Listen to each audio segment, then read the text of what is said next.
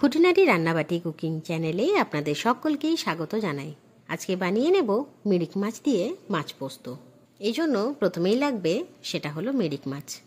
এই যে দেখছেন মিরিক মাছ, এটা কিন্তু আমি আমার পাড়ার দোকান কাঞ্চনের কাছ থেকে নিয়েছি। ও কিন্তু খুব যত্ন সহকারে মাছগুলো কেটে দেয় এবং পরিষ্কার করে দেয়। শুধু বাড়ি এসে জল দিয়ে ধুয়ে কড়াইয়ে চাপিয়ে দিলেই কিন্তু কাজ হয়ে যায়, তাই অনেকটা কাজ কিন্তু হয়েই থাকে। এবার সমস্ত মাছগুলো জল দিয়ে ধুয়ে পরিষ্কার করে নিয়েছি। এরপর মাছের গায়ে মাখিয়ে নেব লবণ এবং হলুদের গুঁড়ো। আলতো হাতে নাড়াচাড়া করে সমগ্র মাছের গায়ে লবণ ও হলুদ গুঁড়ো মাখিয়ে দেওয়ার পর এবার ভেজে নেব। মাছটা ভাজার জন্য ব্যবহার করছি একটা ফ্রাইং প্যান। ফ্রাইং প্যানে মাছটা ভেজে নিলে মাছটা আবার লাগে না, তাই নিজের সুবিধার্থে ফ্রাইং প্যানটাই নিলাম। প্যান একটুখানি গরম হয়ে গেছে, তাই তাতে দিয়ে দিচ্ছি সর্ষের তেল। তেলও মোটামুটি গরম হয়ে এসেছে। এক এক করে মাছগুলো ছেড়ে দিয়ে এপিট ওপিট হালকা গোল্ডেন ব্রাউন কালার হওয়া পর্যন্ত উল্টে পাল্টে ভেজে নিচ্ছি। একই রকম পদ্ধতিতে বাকি মাছটাও ভেজে নিলাম। মাছ ভাজার কাজ শেষ। এবার মশলাটা বানিয়ে নেব। যেহেতু মাছ পোস্ত বানাবো, এখানে কিন্তু অনেকটা পরিমাণে পোস্ত লাগবে। সেটা কিন্তু আগের থেকেই বেটে নিয়েছি এবং আরও যা কিছু লাগবে বাটা মশলা সেটাও বেটে রেখেছি। বসিয়ে দিলাম কড়াই। কড়াই গরম হয়ে গেছে। এরপর তাতে দিয়ে দিলাম সর্ষের তেল। তেল প্রায় গরম হয়ে এসেছে, তাই ফোড়ন হিসেবে দিয়ে দিলাম 5 ফোড়ন এবং ছেঁড়া কাঁচা লঙ্কা। একই সাথে তেলে দিয়ে দিচ্ছি কেটে রাখা পেঁয়াজ। উলটপালট করে পেঁয়াজগুলোকে একটু গোল্ডেন ব্রাউন কালার হওয়া পর্যন্ত ভেজে নিচ্ছি। পেঁয়াজ যখন ভাজা হয়ে যাবে দিয়ে দিলাম পেঁয়াজ বাটা।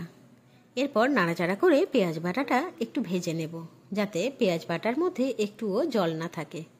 কি সুন্দরভাবে দেখুন পেঁয়াজ বাটা এবং পেঁয়াজ ভাজা উভয়ই ভাজা হয়ে গেছে। তাই এরপর অ্যাড করে দিলাম হলুদ গুঁড়ো, কারণ মশলা থেকে পেঁয়াজগুলো ছিটিয়ে বারবার গায়ে আসছিল। হলুদের গুঁড়ো দিলে মশলা ছেটানোটা কিছুটা কমে যাবে। এরপর দিয়ে দিলাম রসুন বাটা। এরপর দিয়ে দিলাম লঙ্কার গুঁড়ো এবং স্বাদ মতো লবণ।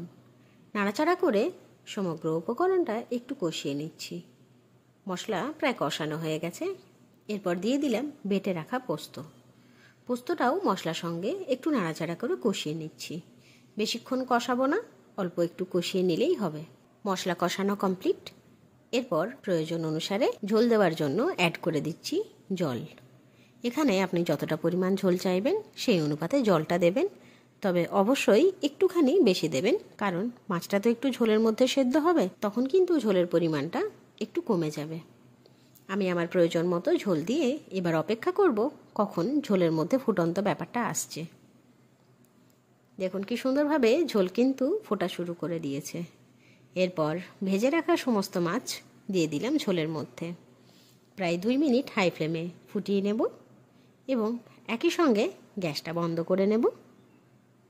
দেখুন কি সুন্দরভাবে মাছ পোস্তটা কিন্তু তৈরি হয়ে গেল। গরম ভাতের সঙ্গে এই মাছ পোস্তর কম্বিনেশনটা ব্যাপক লাগে। অতি অবশ্যই বাড়িতে কিন্তু একবার ট্রাই করে দেখবেন। এই রকম সুন্দর সুন্দর রান্নার ভিডিওস দেখার জন্য অবশ্যই আমার চ্যানেল খুঁটিনাটি রান্নাবাটিকে সাবস্ক্রাইব করতে ভুলবেন না। অবশ্যই কিন্তু লাইক, শেয়ার এবং কমেন্ট করে জানাবেন আমার দেওয়া সমস্ত ভিডিওস আপনার কেমন লাগছে। ধন্যবাদ।